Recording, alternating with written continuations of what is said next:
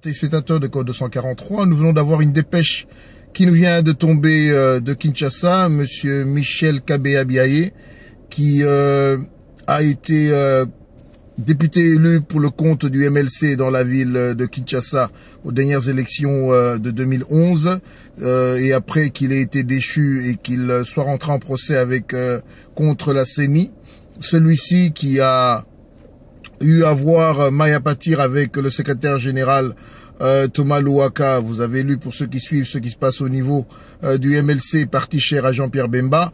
Oui, c'est de lui que nous parlons. Michel Biaye vient ce matin de démissionner. Nous l'avons en ligne à partir de Kinshasa. Monsieur Kabea Michel, bonsoir. Bonsoir, Jean-Marie Locat. Est-ce que vous nous confirmez ce que nos confrères ou une source nous a donné ce matin, que vous avez bel et bien démissionné du MLC et si possible nous en donner les raisons? En effet, je confirme vivement que je viens de rendre le tablier du MLC ce matin. J'ai une lettre au président et général de parti pour leur faire part de ma décision de démissionner du MLC. Voilà. Mais nous savons qu'il y a quelque temps vous avez été suspendu. Est-ce ceci est lié à cela, ou bien y a-t-il eu un autre développement ou un problème politique? Est-ce que vous pouvez nous édifier, s'il vous plaît? Oui, en effet, si j'ai été suspendu, c'est simplement parce que c'est ce qui m'amène justement à cette démission, pour dire que mes convictions n'étaient plus en phase avec les nouvelles orientations du parti. Il vous souviendra que j'ai plusieurs fois dénoncé la participation du MLC aux concertations nationales, dites nationales, et que le MLC s'érise totalement à la traîne de la majorité présidentielle.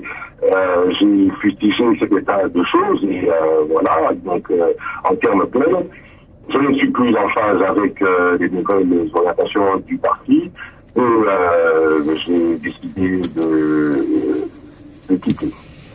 Est-ce que, question qui viendrait sur toutes les lèvres, vous avez décidé de quitter pour créer MLC bis, pour joindre un parti, pour prendre du recul, réfléchir? Est-ce que vous avez, pour ceux qui vous suivent, et vous le savez très bien au niveau de la diaspora, vous êtes l'une des voix et que les Congolais aiment bien écouter à cause de votre franchise et surtout à cause de cette constance dans ce combat. Qu'est-ce que vous pouvez leur dire à ceux nombreux qui bon, heureusement ou malheureusement, vont accueillir cette nouvelle? Est-ce qu'on va vous voir très prochainement voler solo, rejoindre un groupe, ou bien vous nous demandez d'attendre?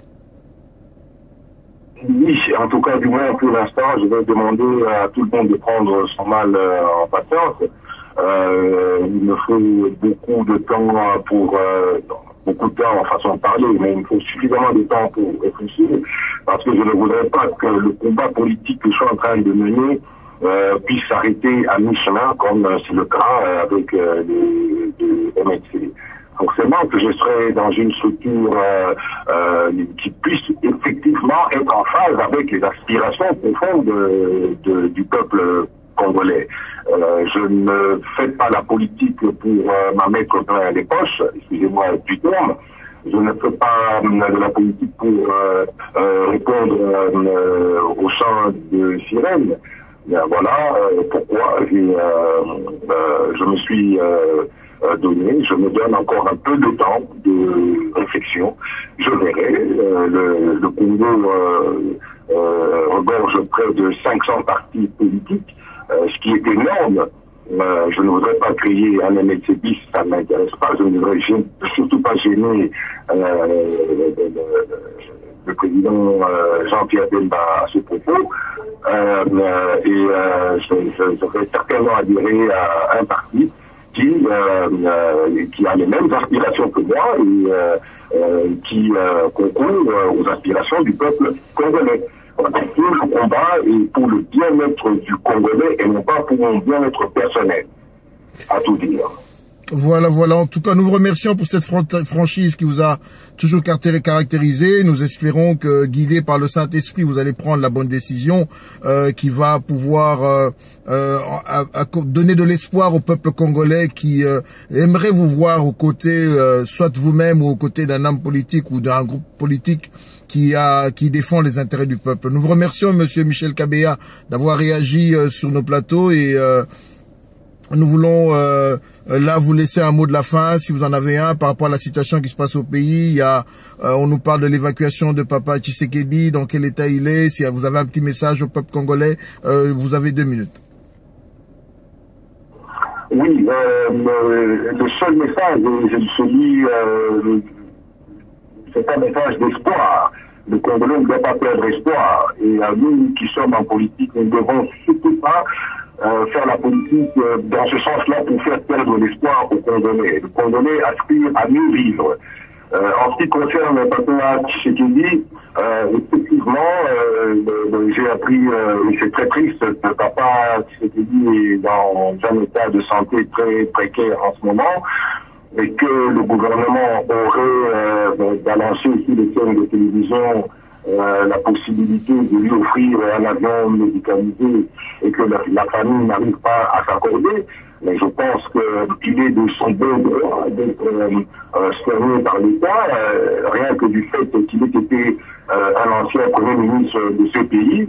Il a droit à toutes ces faveurs et que toutes ces faveurs ne soient pas vues ou transformées dans un angle ironique de dire que c'est le gouvernement qui paye pour lui. Non, le gouvernement doit payer pour lui pour avoir été Premier ministre de notre pays. Effectivement. Et, voilà un peu. Et puis sur la place, il y a la convocation de l'abbé Malumalu au parquet général.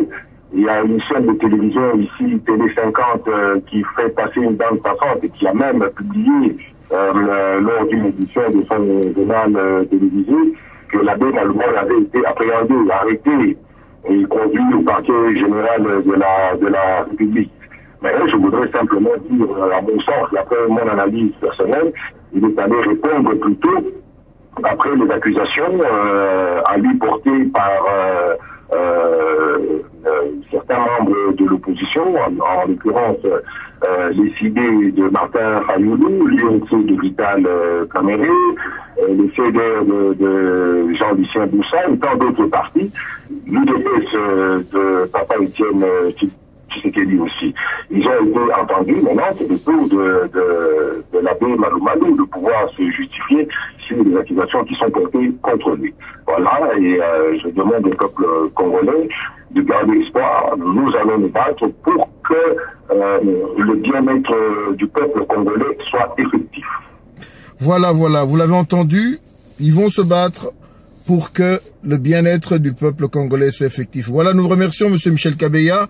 Nous vous demandons de saluer la communauté politique de l'opposition en RDC. Mesdames, Mesdemoiselles et Messieurs, c'est un breaking news de Code 243. Encore une fois, nous sommes là non pour les rumeurs, mais pour la vérité. Merci, Monsieur Michel Kabeya, et une très bonne fin de journée. C'est moi qui vous remercie. Au revoir. Au revoir.